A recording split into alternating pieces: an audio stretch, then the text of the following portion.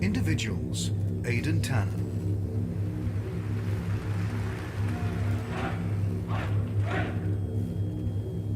Our species has been banding together to fight the outsider since we lived in caves. We stand against the lawless, the invaders, and the monsters.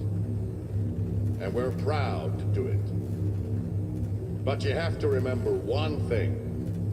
Nobody in the history of conflict ever saw himself as a monster. Frameshift drive charging. Everyone believes they're the hero of their own Ready to engage. story. If you can't understand that, if you can't stand in the enemy's shoes, even for a second, and ask yourself, 3, 2, 1, engage. why he thinks he needs to kill you, then you don't know what it means to be a soldier.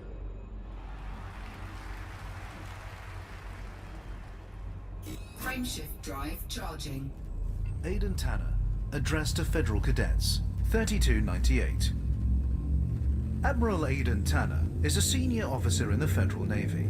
He has served for more than 4 decades, and in Ready to engage. 3303 was given significant Frameshift drive charging. responsibility in the struggle against the Thargoids, first being appointed to Chief of Federal Security and later to Chief Military Liaison for the Cross-Superpower Initiative, AEGIS. He is widely Frameshift drive charging.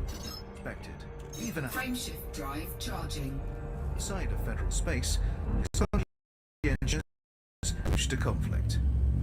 Born in 3254, Tanner was expected to follow in the footsteps of his authoritarian father by becoming 4, 3, 2,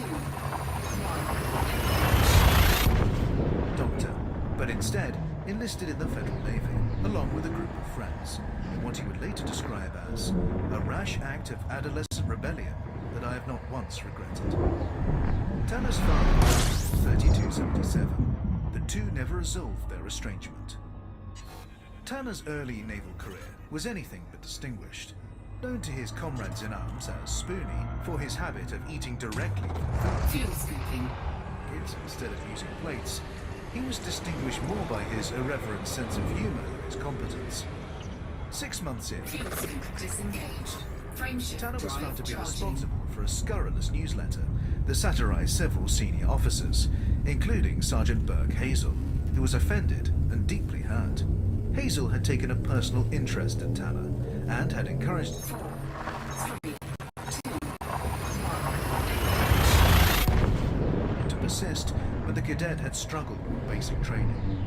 Tanner's defense that he had been trying to improve morale was rejected, and although he was allowed to continue his service, he was marked as a potential incident, a label that would later return to haunt him. Tanner's chief instructional officer, Commander Myra Dunstock, warned him to take military life more seriously. fuel scooping. She took Tanner to a refugee facility, an experience he would later characterize Fuel scoop disengaged. as showing him what the military is there to prevent. Tanner recognized a last chance when he saw it, discarded his role as camp comedian, and threw himself Frameshift drive charging. into his training with unprecedented energy. The decisive incident in Tanner's career was the Autolycus Mutiny of 3271. At the time, Tanner was serving as Chief Gunnery Officer on 4, 3, 2, 1, the FDM Autolycus, a Farragut-class battlecruiser, under the command of Captain Jaden Horn. The ship was dispatched to restore order at Cold Harbor Station, which had been occupied by rebels following the descent into civil disorder. Captain Horn's orders were to monitor the station and await reinforcements. But when contact with the station was abruptly lost, he became convinced an attack was imminent. Surveillance footage later showed Horn acting in an increasingly erratic fashion. He screamed orders, slurred his words, and struck an ensign for making a minor mistake. Seeing a group of civilian ships preparing to leave the station, Horn ordered Tanner to open fire, convinced they were about to ram the Autolycus. Tanner refused to obey the order, claiming it was unlawful and that Horn was unfit to command. In the time it took for a furious Horn to have Tanner thrown in the brig, the escaping ships had jumped out of the system. At Tanner's court-martial, Horn tried to use his history of rebelliousness against him, but an explosive series of revelations followed. The escaping ships had been carrying evacuees. Fuel scooping. The station's apparent silence was in fact due to Horn himself, who had disabled shipborne communications without telling his crew. Horn, who it would later emerge had been suffering from lexalamine-induced psychosis, committed suicide mid-trial by hijacking a fighter and detonating a grenade inside the cockpit. Tanner was exonerated, receiving a commendation from President Antonia Madison for his actions. Individuals. Aisling Duval. My grandfather had an heirloom he used to keep in our winter palace. It was a priceless marble statuette of one of our ancestors standing with his foot on a woman's neck, while she looks up at him in fear or adoration, probably both. I loathed it. It was commissioned to commemorate some victory or other, but that wasn't the point of the thing. The message was clear, and it's the same one I've heard all my life. Deep down, the people we dominate are happy to be dominated. When I was 6 years old, I smashed it. The servants came running. My father stormed down the stairs in his gown. He asked if it was an accident. There was such a strange look in his eyes. I knew that if I said yes, nobody would argue. Nothing more would be said. But I didn't. I stamped my foot and said, "No, Daddy. I did it on purpose." It's the same with tradition. The people who pass it on think it's precious. They expect you to cherish it and pass it on in turn. But what they think doesn't matter, because the responsibility rests with you. If you know it's wrong, then you have to smash it. On purpose. Aisling Duval. A fireside chat with Serena, 3301. Princess Aisling Duval, born in 3276, is a prominent member of the imperial royal family. The eldest child of the infamous Prince Harold, she had a troubled upbringing. Her father was notorious for his hedonistic lifestyle, while her mother, entertainer Imogen Eccentrica Gabriellini, died from an aneurysm shortly after Aisling's birth. The autopsy identified the cause of death as an overdose of purple sunflake, an obscure and expensive narcotic. The conspiracy theorists insisted that she was murdered to remove an embarrassment to the royal family. Aisling has indicated that she is aware of these rumors, but has never commented on them. Despite living a life of great privilege, Aisling has publicly embraced the cause of the less fortunate and become an outspoken opponent of slavery, something that has made her the target of fierce criticism from more traditionalist imperials. But despite this criticism, Aisling is a popular figure with a widespread media presence. Her campaigning has brought definite benefits to many of the poorest in imperial society, and gone some way towards easing tensions between the Empire and the Federation. Her critics, however, dismiss her as a puppet, doing the bidding of a shadowy circle of advisors. They claim there is no underlying coherence to Aisling's policies.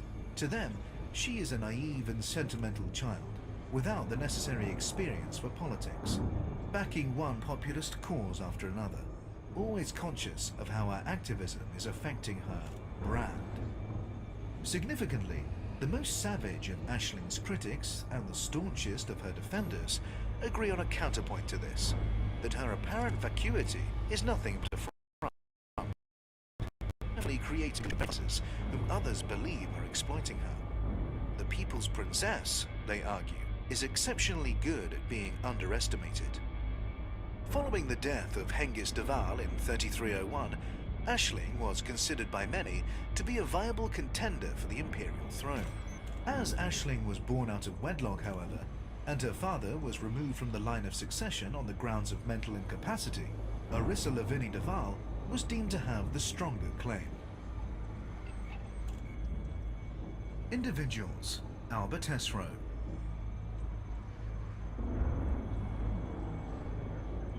may not be religious, but I still have faith. Not the kind my parents have. In fact, I don't think their desperate devotion can even be called faith. The point of faith is that it's tested. And if you insist that your beliefs are above criticism or analysis like the star cults do, you're refusing to allow your Fuel scooping complete. to be tested at all. What do I have faith in? The fundamental sanity of the universe, I suppose. I don't believe in absolute evil, only in the iniquity that emerges when understanding fails. I believe intelligent life will naturally tend towards cooperation rather than conflict, not because there's a higher power guiding our decisions, but because that's simply the most logical course. And yes, our recent experiences with the Thargoids have tested that faith harshly. Albert Tesreau. Professor Albert Tesreau is an Imperial scientist, an affiliate of the Achenar Research Council, and a founding member of the Joint Superpower Initiative Aegis, which was established in August 3303 to investigate the Thargoid menace. She currently serves as Aegis's head of research. Tesreau's biological parents were members of the Besmeratu cult, an isolationist group secreted within a sealed compound that believed itself to have been chosen for salvation by non-human beings. The cult's charismatic leader, Anton Hotep, claimed humanity had been under the protection of these beings for millennia, that he was their cosmic messiah, and that only the believers would be saved from the coming apocalypse. In support of these claims, he often produced alien artifacts, allegedly sourced from archaeological digs that other cult members were never permitted to examine closely. Alba was marked as a troublemaker from an early age, due to her heretical belief in rationality and the scientific method. She was formally banished from Besmeratu after she sabotaged the air purifying system, forcing the compound to call for help from outsiders, and thus humiliating Hotep. After her story became public knowledge, she was adopted into the household of Senator Olivia Tesreau of Achenar and awarded a scholarship to study at Grand Imperial, alongside the children of the nobility. She wrote her master's thesis on the potential uses of mathematics as a lingua franca between human beings and intelligent non-humans. She's passionately interested in non-human intelligence and meaningful discourse between species. Despite the counterfeit alien contact myths of her early life, or perhaps because of them, she's determined to do whatever she can to act as a bridge between human and non-human cultures. Individuals. Archon Delane. I'll tell you, Delane is the most trustworthy cuss you could ever work with. Why? Because he always makes good on his threats. Anyone else tells you that they're gonna cut off your index fingers and hammer them into your sinuses with your own severed foot, you know it's just bluster. But if Delane tells you that, you know he'll do exactly what he says, to the letter. He wants people to be afraid of him, and that means he keeps his promises. You gotta respect that. Mantle Hoek, arms trader. Archon Delane is the head of the Cumo crew, a powerful criminal syndicate.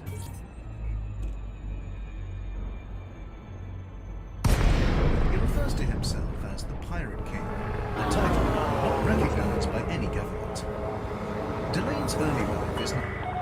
Core Dynamics Kilo Echo. This is an independent star system commander. Request docking permission prior to touching down. documented, and there are competing legends of his origin. Some believe he grew up in... Permission authorized. Cleared for landing on docking bay 06. You are cleared for automated approach, Commander. On one of the frontier worlds, where he learned to fight. Other stories have him working as a bouncer in the brothel where he was born, or training as a grease monkey at an orbital shipyard that hosted clandestine arena fights after hours. What is certain is that Delane challenged and slaughtered the reigning pirate lord of the Cumo crew when he was only 15. The title of Pirate Lord is only transferred on the death of the incumbent, either to a nominated successor or to the victor of a ritual challenge. According to tradition, the Pirate Lord must honor any challenge to his leadership, Landing gear deployed. regardless of who issues it, although the choice of weapons is left to him. In Delane's case, Pirate Lord Crab opted for a bare hands contest. A whole Touchdown confirmed. Docking restraints engaged. Welcome to our starboard, Commander. unusual choice. It has been suggested that Crab saw Delane as a weak target due to his albinism, unworthy of a Pirate Lord's personal attention. It is possible that Crab intended to give Delane a beating rather than kill him outright. If so, it was a fatal act of mercy. Footage of the fight, shot by onlookers, shows Delane deftly evading Crab's heavy blows, allowing the larger man to tire himself out before delivering a sudden jab to Crab's eye. Delane then battered Crab into submission, continuing to pummel the body until it was unrecognizable. The Cumo crew immediately split, dividing itself into those who saw Delane as a legitimate leader and those who refused to follow an unproven youth. The rift was soon closed, however, as Delane proved himself as capable a leader as he was a fighter. It became clear that Delane intended to establish not only his own reputation, but that of the crew. From then on, Delane crushed any dissent with the same uncompromising brutality he had shown to Crab. He took a zero-tolerance approach to the petty squabbles that had previously paralyzed the Cumo crew, and in doing so, turned what had been an anarchic band of opportunists into a lethally effective raiding force. United in purpose and more organized than ever before, the Cumo crew quickly became the terror of the Pegasi sector, absorbing lesser pirate gangs, raiding civilian stations with impunity, and taking over corporate facilities. In Delane's early years of leadership, many rival pirate lords demanded the right to one-on-one combat. Each were convinced that they would be the one to strike him down and take over his enviable criminal empire. Delane met each challenger in turn, agreed to their choice of weapons, and promptly dispatched them. After the death of Pirate Lord Horvath, who Delane strangled with his own razor whip, there were no further challenges. Delane and his Cumo crew rule by fear, but they operate according to strict rules. If a settlement in Cumo territory has paid its tribute, any Cumo pirate foolish enough to raid it risks being stripped of his rank, his crew, his possessions, his skin, and his life, according to the severity of the offense. These are the infamous 5 strippings, instigated by Delane as a standard punishment across Cumo territory. Individuals. Arissa Lavinie Duval. I am a daughter, not just of the Emperor, but of the Empire. And I look upon our traditions and achievements with pride. I hold, as my forefathers did, that to be born imperial is to receive the blessings of the universe. That is the true meaning of the ceremonial wine tipped upon our newborn heads. Does this pride in our heritage make me old-fashioned? Some would say so. I know that there are those in my family who cannot be privileged without a chronic sting of guilt. But I ask that you look charitably upon those so ailing, as I do. After all, rebellion is the prerogative of adolescence. I ask that you reserve your anger for a worthier target. For those who acknowledge our traditions in public, but privately serve only their own corrupt interests. For those who exploit their ancestors' sacrifices while holding our military in contempt. For all the petty, venal, spineless parasites in our very midst. I have sat with many such parasites, and for form's sake, I have masked my contempt.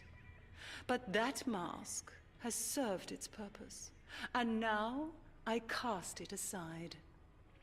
To the worms nestling so complacently in the heart of my beloved empire, I say this: we see you, and we are coming for you.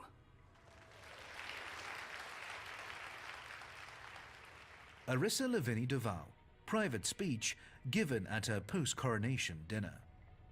Arissa Lavinie Duval is the reigning emperor, having been appointed to the position by the Imperial Senate, and a direct descendant of the first emperor, Henson Duval. Her father was originally thought to be the late Prince Aristide de Lavinie, but Arissa's claim to be the illegitimate daughter of Emperor Hengist Duval has since been ratified by DNA testing. Arissa distinguished herself as a serving senator early in life. Unlike other senators who took their patron support for granted or left the work of intercession to a delegated representative, Arissa made a point of visiting and speaking directly with her patrons. Foremost among her concerns was how little scope for mobility the Empire offered. In theory, it was possible to rise in rank, but in reality, power was hoarded and loyal service went unrewarded. To her mother's horror, Arissa proceeded to go undercover as a slave in the Lagany household in Akana, talking to the staff and listening in on meetings. What she learned would change her view of the Empire forever. The rules could be broken with impunity, so long as the proper bribes were paid. A senator's favor could be secured, a corporation's accounts could be doctored, and an atrocity could be covered up. Ship released. Restrict speed It until might be clear a of the patriotic station. system, but it operated as a de facto plutocracy. Arissa's experience as a slave also cemented her own view of imperial slavery, namely that it was no worse than indentured servitude, and downright luxurious compared to what the Federation's lowest paid workers had to endure. Non-imperial commentators responded by pointing out that slaves in noble households on Akana could hardly be held up as typical examples of slavery, and that Arissa might have learned more had she spent her time in a Mastopolos mining facility. Arissa has made no secret of her determination to restore rule in the Empire. She means to Scan detected. purge it of corruption, and has received widespread public support for this cause. Unlike her niece, Aisling Duval, she sees the Empire system as inherently worthy, if impeded by long-term neglect. They need to be cleansed, not torn down and rebuilt, as per Aisling's wishes. As the first woman to serve as Emperor, Arissa is a controversial figure to many, regardless of her personal political stance. Many hardcore traditionalists within the Empire have vowed to depose her and replace her with a ruler more to their liking. Make way for oncoming traffic. Restrict your speed. Individuals, Denton Patrius. What disgusts me? That's a perceptive question. By asking it, you reveal that you consider me a man of taste. If you'd asked me what I hated, I'm not sure I Frameshift drive charging. would have hidden my disappointment at such a banal question. But disgust, that deserves an answer. It's 4, 3, 2, 1. Engage. jealousy disgusts me. It's such a petty, self-defeating emotion. I see it every day. Most men look at me and think, I want what he has. Perhaps 1 in 1,000 thinks, Frameshift drive charging.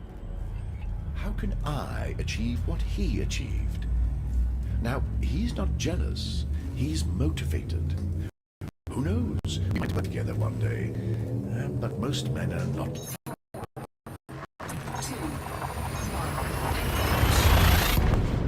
1. That. They have the desire, but not the initiative. It's like a dog watching you eat and wishing he was a human.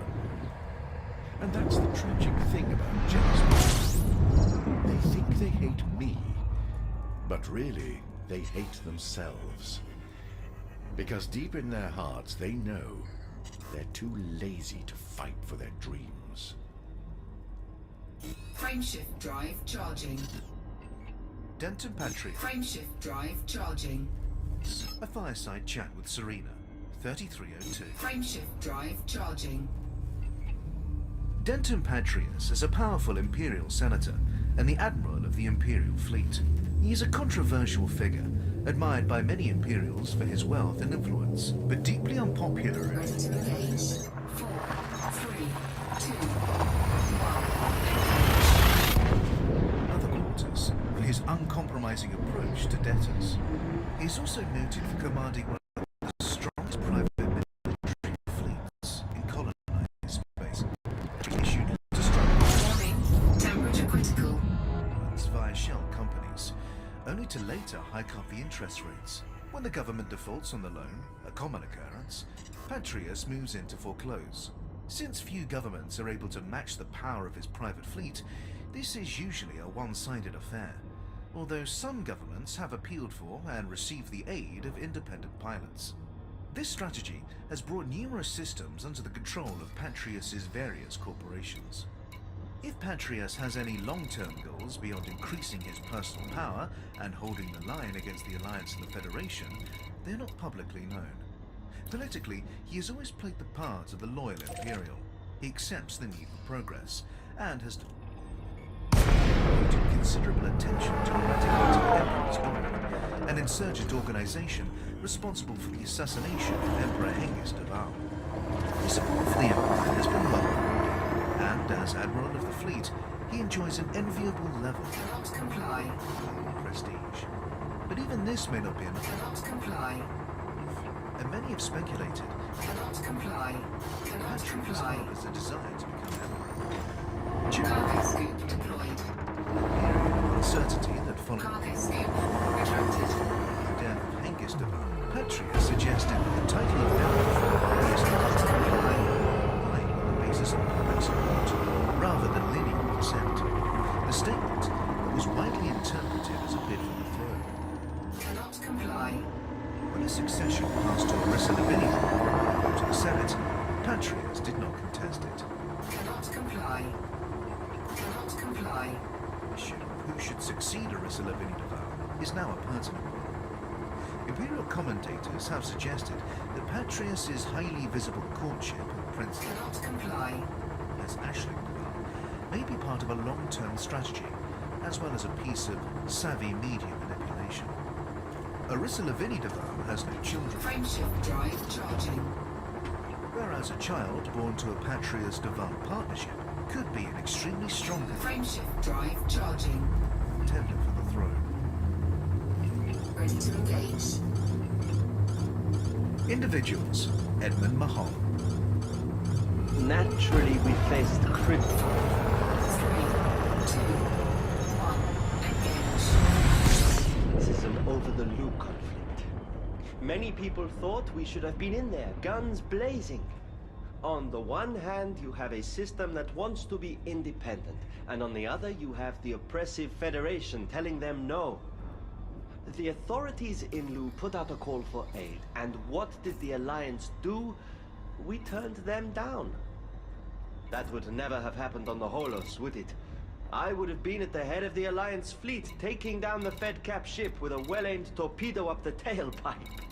But life isn't like the Holos.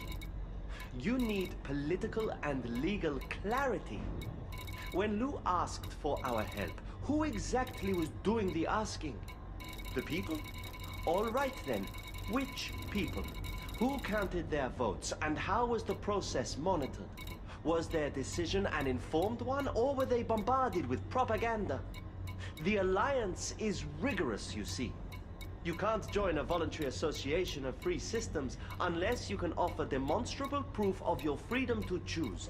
Just as you can't enter into a contract without being of sound mind, acting without coercion. Edmund Mahon, responding to a question from Jessica Braganza, one of a party of school children visiting the Prime Minister's residence. Edmund Mahon is the current Prime Minister of the Alliance. The product of a coal farming family based on Birmingham and the DSO system, Mahon was hard-working and shrewd from an early age, with a particular talent for negotiation. No Frameshift drive charging. He seemed able to beat his crop prices down. Ready to engage.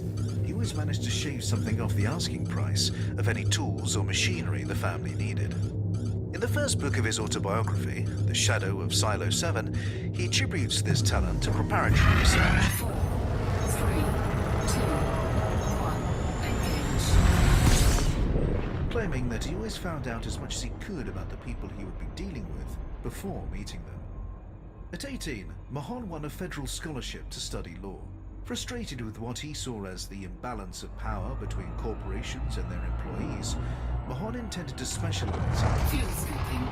cases of corporate exploitation. He quickly found, however, that the legal profession was not to his liking, awash with duplicity, double talk, and corruption. Fuel scoop disengaged. Was his assessment, and back to political science. 2 years into his course, and following an increasingly vocal series of broadcasts on a personal video channel in which he argued in favor of the newly formed alliance, Mahon's scholarship funds were abruptly cut off. He had unknowingly violated a clause that required him to refrain from public criticism of the federal government.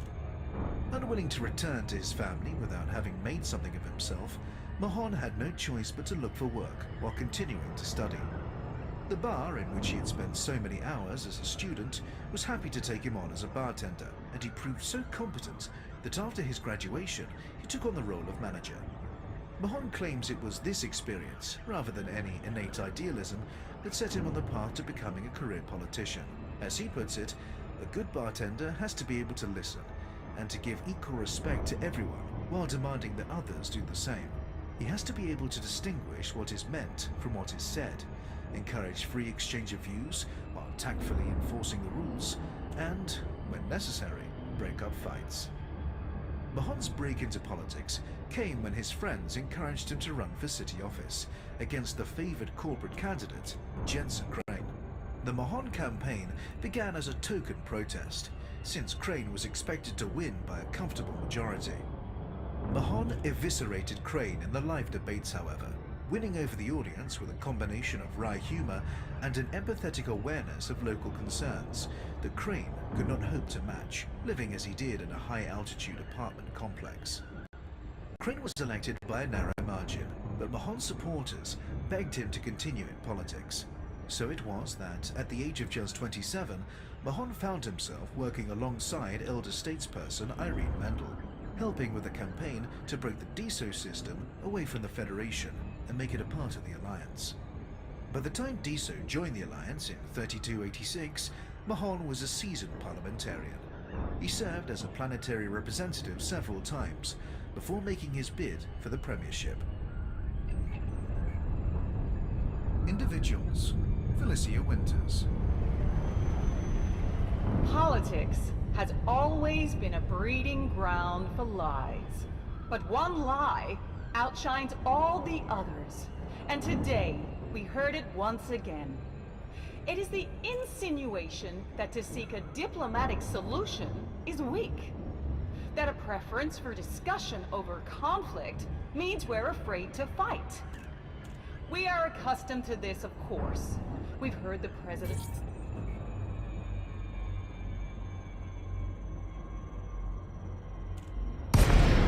Supporters pervert our words again and again. When we face up to the Federation's previous...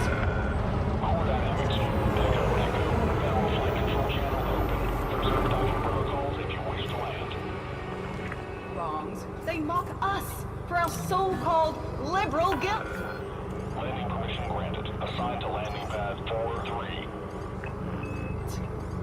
When we celebrate a détente between the superpowers that will help us oppose the Thargoid menace, they imply that we're traitors. But it is they who are afraid, and with good reason. Because the people of the Federation have had enough. Docking assist enabled. Approach is clear. They will no longer be manipulated into reckless conflicts that serve only to fatten the wallets of the arms dealers and the privileged. They will no longer pretend that Hudson's tub thumping and saber rattling is anything more than vacuous propaganda. From star to star, Connolly to complex, satellite to station, we hear the same heartfelt cry. Scan detected. Let the mistakes of the past remain in the past, and let the Federation embrace only the best of itself. Landing gear deployed. Let us return to the core values of hard work, honest trade, support for the vulnerable, and mutual respect. The people are ready for us! Contact. Ship is locked down. Let us be ready for them!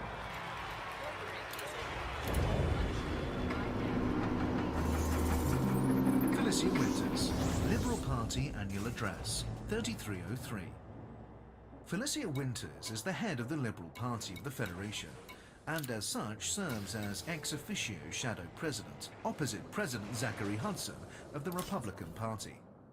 Winters was born and raised on Taylor Colony, one of the oldest human colonies, and worked for the Sirius Corporation before going into politics full-time at the age of 44. Her current role was thrust upon her unexpectedly. Prior to 3301, Winters was Secretary of State to then-President Jasmina Halsey.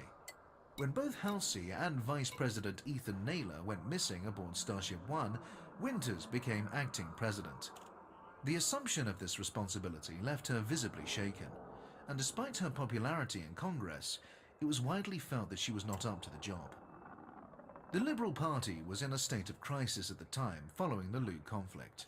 A group of forces had sought to make the Lu system independent from federal control, prompting a declaration of war from the Federation. Many of the party's supporters were shocked by President Halsey's decision to open fire on refugee ships during the conflict. According to reports, Winters had questioned the action, arguing passionately with her friend Halsey behind closed doors while maintaining a front of public solidarity. Consequently, she found herself responsible for a party whose voter base had largely deserted it, and whose values had slipped out of alignment with her own. Shortly after Halsey's disappearance, Zachary Hudson called for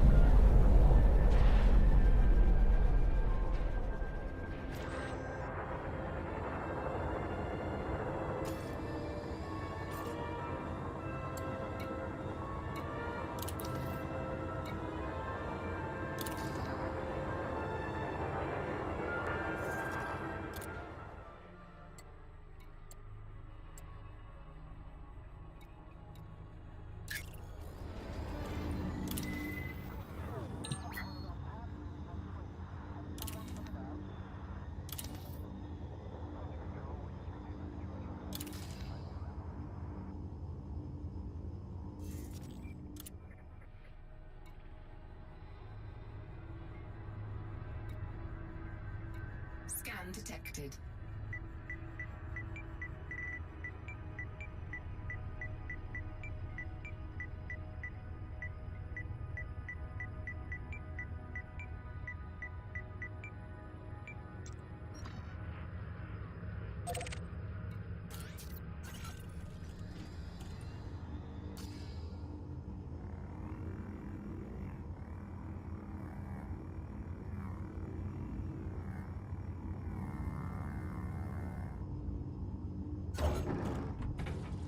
Cannot comply. Warning. Observe no fire restrictions.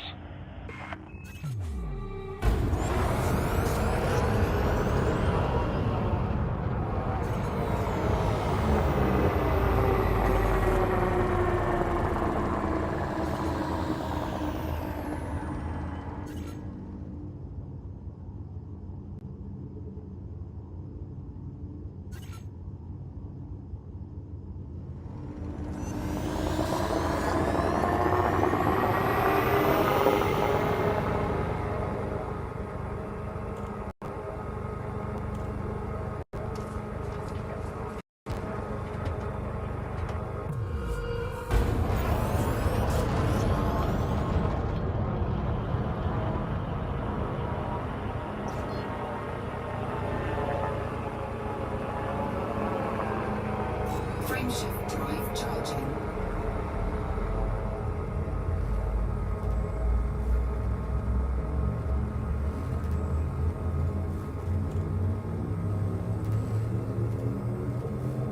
Four, three, two, one.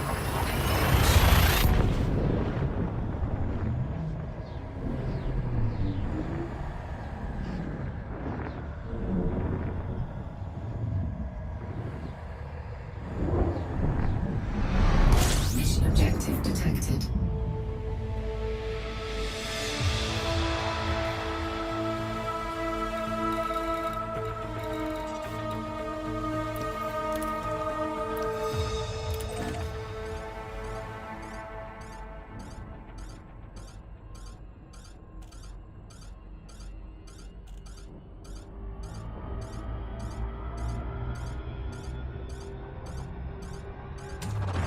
Fuel scooping.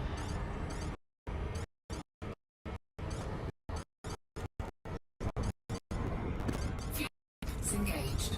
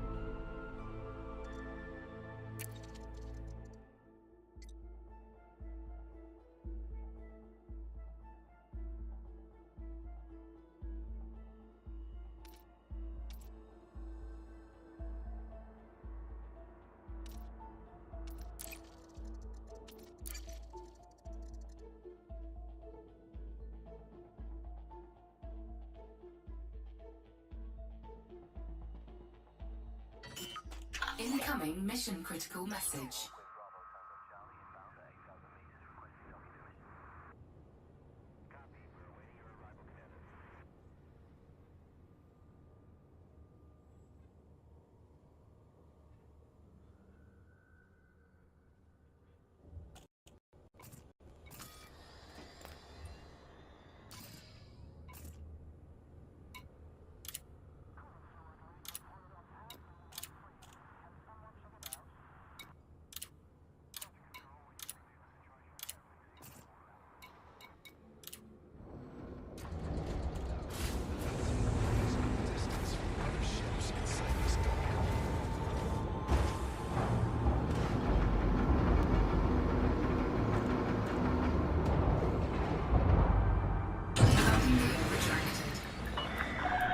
Detachment confirmed. Regulate your speed until free of station perimeter.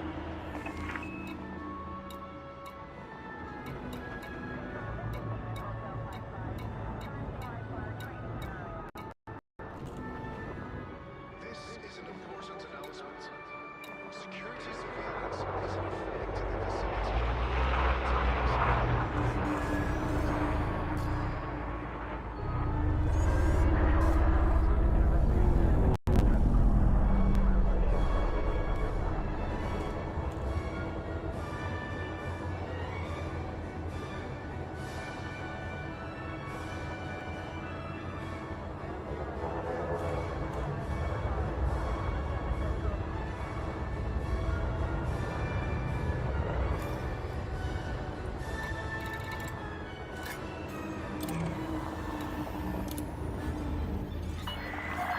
Permission granted. Set course for landing pad 04.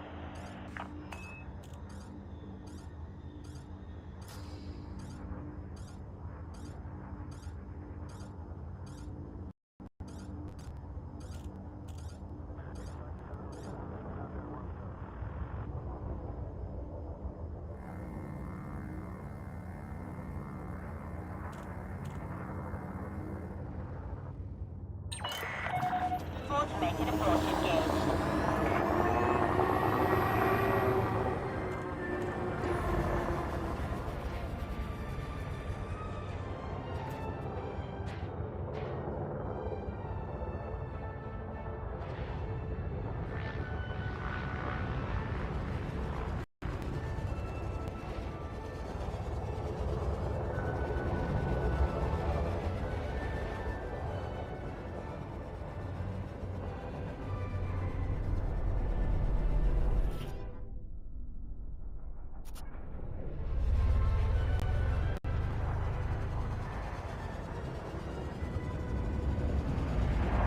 Landing gear deployed.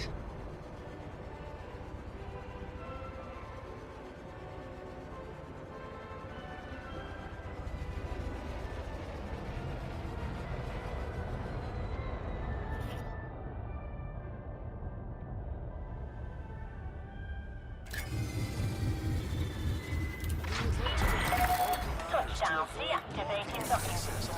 Station interactive.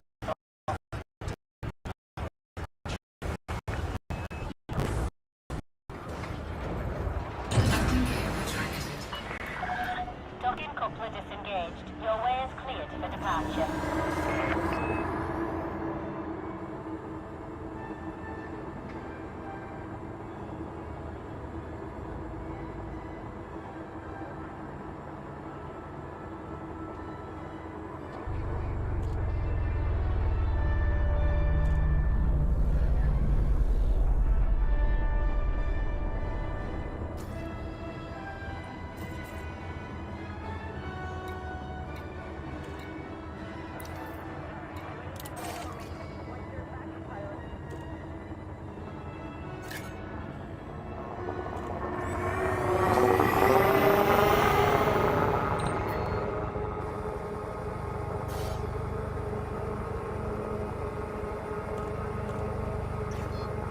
Frameshift drive charging.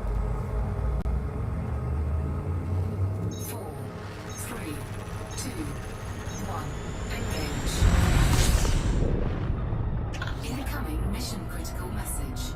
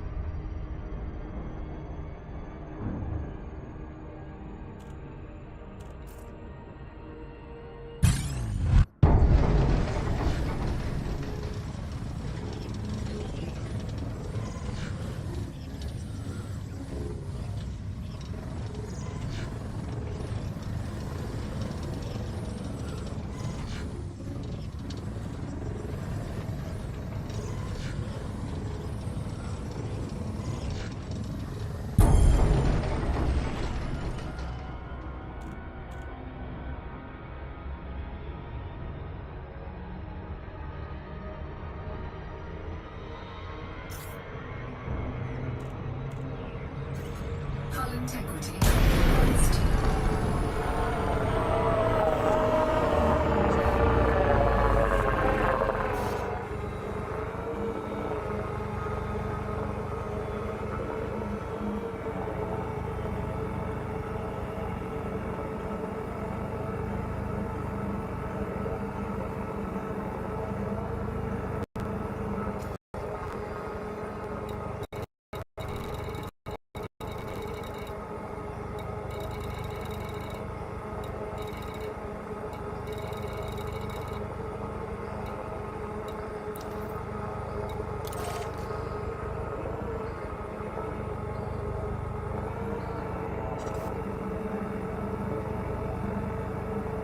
Frameshift drive charging.